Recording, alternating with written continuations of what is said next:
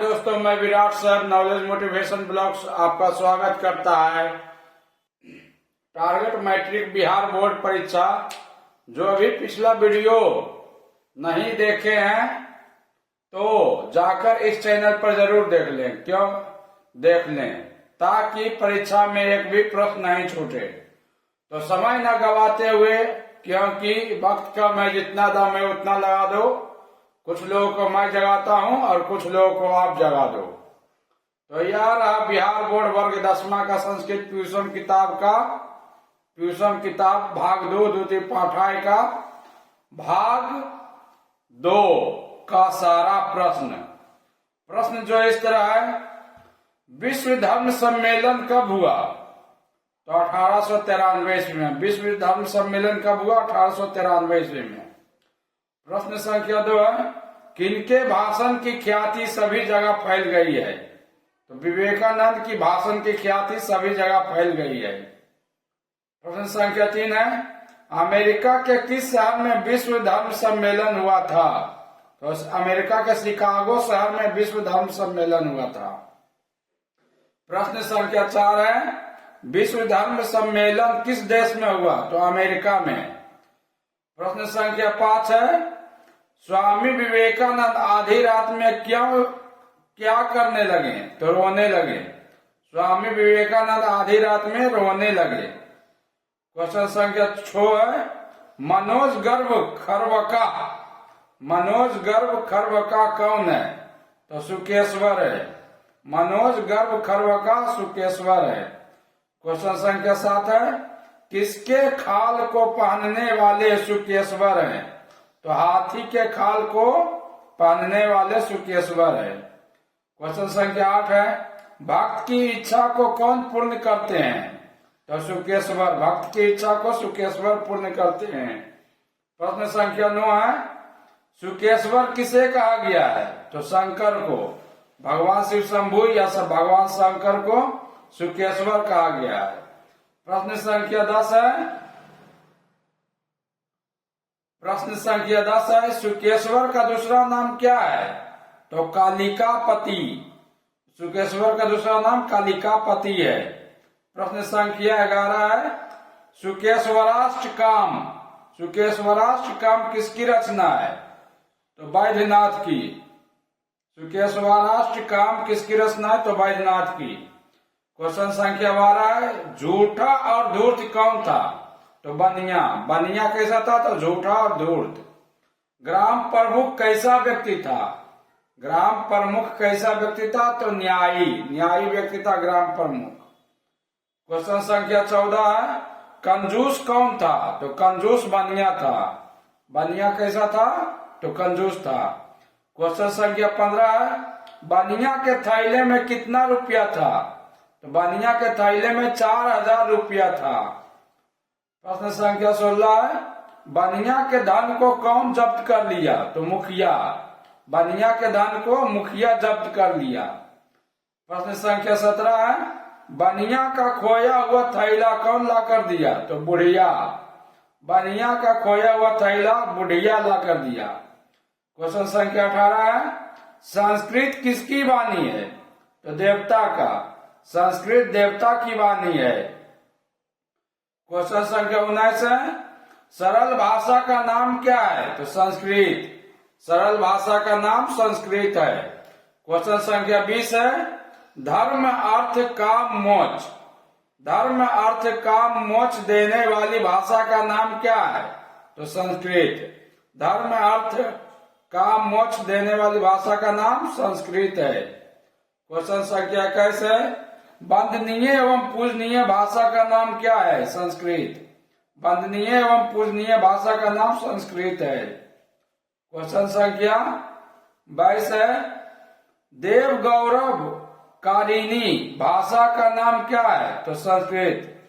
देव गौरव कारिणी भाषा का नाम क्या है? तो संस्कृत। क्वेश्चन संख्या 23 है, कन्या कैसी महत्वाकांक्षा वाली लड़की थी? तो मध्यम। कन्या मध्यम महत्वाकांक्षा वाली लड़की थी। क्वेश्चन संख्या 24 है, कन्या का विवाह किसके पुत्र से हुआ? तो भिखारी। भिखारी के पुत्र से कन्या का विवाह हुआ।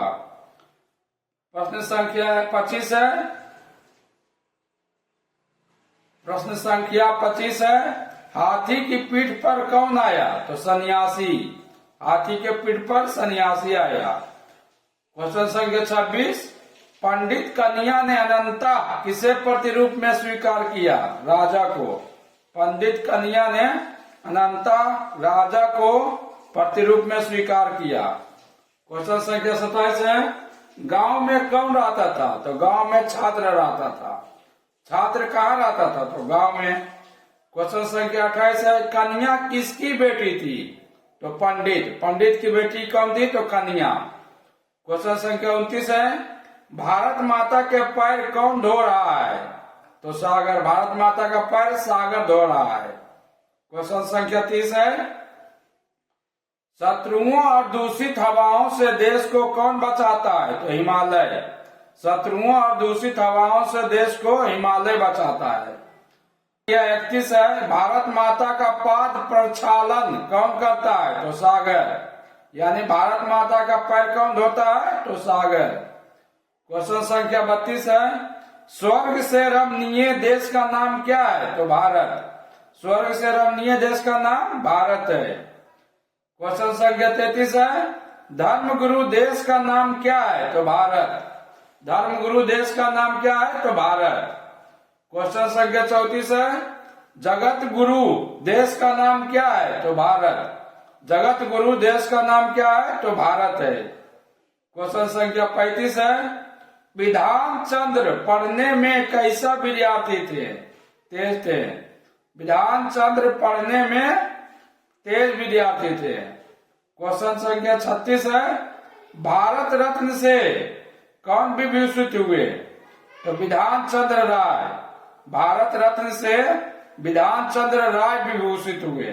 क्वेश्चन संख्या 37 है, विधान चंद्र राय कहाँ के मुख्यमंत्री थे? तो पश्चिम बंगाल। विधान चंद्र राय कहाँ के मुख्यमंत्री थे? विधान चंद्र राय कहाँ के मुख्यमंत्री थे? तो पश्चिम बंगाल के मुख्यमंत्री थे विधान चंद्र राय। क्वेश्चन संख्या 38 है, बंगाल के मुख्यमंत्री और डॉक्टर का नाम क्या था? तो विधान चंद्र। बंगाल के मुख्यमंत्री और डॉक्टर का नाम विधान चंद्र था। क्वेश्चन संख्या 39 है, विधान चंद्र राय कैसा छात्र था? तो सत्यवादी। विधान चंद्र राय सत्यवादी छात्र था। क्वेश्चन संख्या 40 है, परीक्षा में कौन प्रथम स्थान प्राप्त किया? तो विधान चंद्र राय। विधान चंद्र राय परीक्षा में प्रथम स्थान प्राप्त किया। क्वेश्चन संख्या 41 है, जहाँ संगठन वहाँ शक्ति होता है। जहाँ संगठन वहाँ शक्ति है। क्वेश्चन संख्या 42 है, पग पग पर क्या बिछे हुए हैं? तो कांटा। पग पर क्या बिछे हुए हैं? तो कांटा बिछा हुआ है पग पग पर।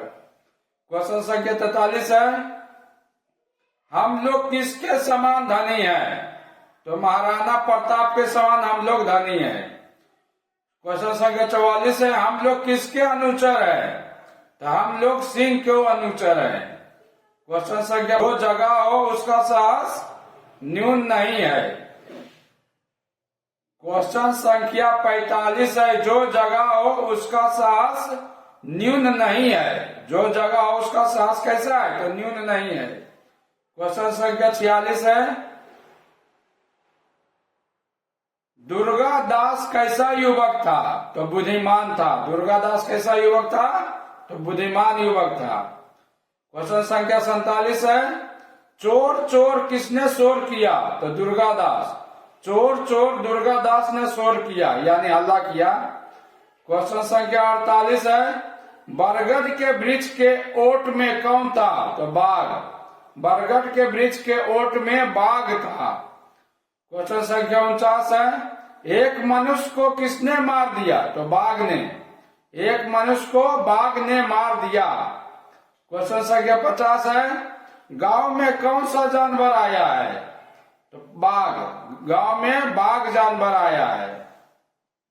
क्वेश्चन संख्या 51 है, लेखक किस भाषा के वाणी को प्रमाण करता है? तो संस्कृत। लेखक किस भाषा के वाणी को प्रमाण करता है? तो संस्कृत भाषा का। क्वेश्चन संख्या 52 है, भारत की गौरवपूर्ण भाषा का नाम क्या है? तो संस्कृत। भारत की गौरवपूर्ण भाषा का नाम संस्कृत है। क्वेश्चन संख्या 53 है, आधुनिक भारत में संस्कृत की स्थिति कैसी है? तो उपेक्षित है। आधुनिक भारत में संस्कृत की स्थिति उपेक्षित है। क्वेश्चन संख्या 54 है, प्रश्न संख्या 54 है, भारत की शोभा बढ़ाने वाली भाषा कौन सी है? तो संस्कृत। भारत की शोभा बढ़ाने वाली भाषा संस्कृत है। क्वेश्चन संख्या 55 है, भारत का नूपुर कौन है? तो सागर। भारत का नूपुर सागर है। क्वेश्चन संख्या 56 है, क्रांतिकारी का नाम क्या था? तो भगत सिंह। क्रांतिकारी का नाम भगत सिंह था। क्वेश्चन संख्या 57 है, विश्व नेता का नाम क्या था? तो जवाहरलाल नेहरू। विश्व नेता का नाम जवाहरलाल नेहरू था। क्वेश्चन संख्या 58 है, भारत का मस्तक क्या है? तो हिमालय। भारत का मस्तक हिमालय है। क्वेश्चन संख्या 59 है, भारत की मेखला का नाम क्या है? तो विंध्याचल। भारत की मेखला का नाम विंध्याचल है। क्वेश्चन संख्या 60 है, यदि कुछ भी पालने की इच्छा हो तो क्या करना चाहिए? धर्म करना चाहिए। क्वेश्चन संख्या 60 है फिर से, यदि कुछ भी पालने की इच्छा हो तो धर्म पालना चाहिए। धर्म पालना चाहिए। क्वेश्चन संख्या 61 है, विष्णु के 5 पर्यायवाची नाम का क्रमशः केशव, माधव, अच्युत, कृष्ण और वासुदेव। विष्णु के 5 पर्यायवाची नाम क्रमशः केशव, माधव, अच्युत, कृष्ण और वासुदेव। क्वेश्चन संख्या 62 है, यदि डरना है तो किससे डरे? कुकर्म यानी खराब कर्म से। यदि डरना है तो कुकर्म यानी खराब कर्म से डरे।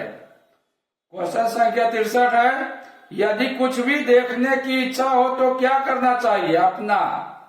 यदि कुछ भी देखने की इच्छा हो तो अपना करना चाहिए। क्वेश्चन संख्या 64 है, यदि कुछ भी बोलने की इच्छा हो तो क्या बोलना चाहिए? सत्य। यदि कुछ भी बोलने की इच्छा हो तो सत्य बोलना चाहिए। क्वेश्चन संख्या 65 है, नर का आभूषण क्या है? तो सद्वानी। नर का आभूषण सद्वानी है।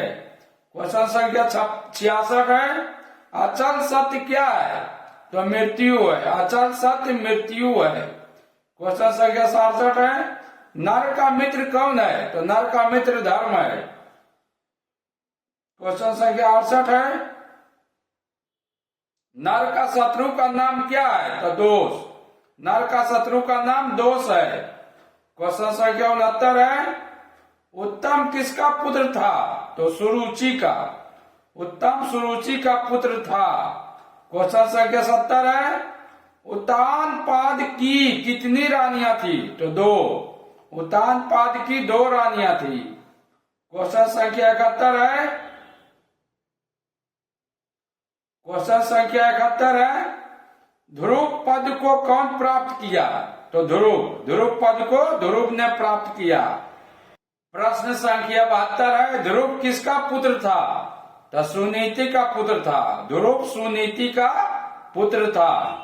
क्वेश्चन संख्या 73 है, उत्तानपाद कौन था? तो राजा। उत्तानपाद राजा था।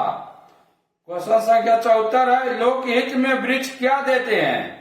तो फल, फूल, काठ और छाया। लोकहित में वृक्ष फल, फूल और काठ और छाया देते हैं। क्वेश्चन संख्या 75 है, सीता गुफा क्यों प्रसिद्ध है? तो जब शूर्पणखा की नाक काट दिए थे लक्ष्मण, फुल स्टॉप, राक्षसों के आक्रमण होता, ऐसा सोचकर श्री राम इसी गुफा में सीता को सुरक्षित कर राक्षसों के साथ युद्ध किया। सीता गुफा क्यों प्रसिद्ध है? तो आंसर में हो जाएगा, जब शूर्पणखा की नाक काट दिए लक्ष्मण, राक्षसों के आक्रमण होता, ऐसा सोचकर श्री राम इसी गुफा में सीता को सुरक्षित कर राक्षसों के साथ युद्ध किया। क्वेश्चन संख्या 76 है, सीता गुफा में किसकी प्रतिमा है? तो सीता, राम और लक्ष्मण की। सीता गुफा में सीता, राम और लक्ष्मण की प्रतिमा है। तो वेल दोस्तों, जो पिछले अध्याय का वीडियो नहीं देखे हैं, कृपया इस चैनल पर जाकर जरूर देख लें, क्योंकि वहां से सारा प्रश्न परीक्षा में पूछा जाता है। अंत में मैं कहूंगा दोस्तों, प्लीज हर हाल में हमेशा रिवीजन करते रहिए, क्योंकि जैसा रिवीजन वैसा डिवीजन। तो वेल दोस्तों, आज संस्कृत का सारा सवाल समाप्त हुआ। जो भी वीडियो नहीं देखे हैं, कृपया करके सारा वीडियो देख ले। तो भाई दोस्तों, जब तक परीक्षा खत्म ना हो जाए तब तक लगनशील होकर मेहनत करते रहिए। Okay bye.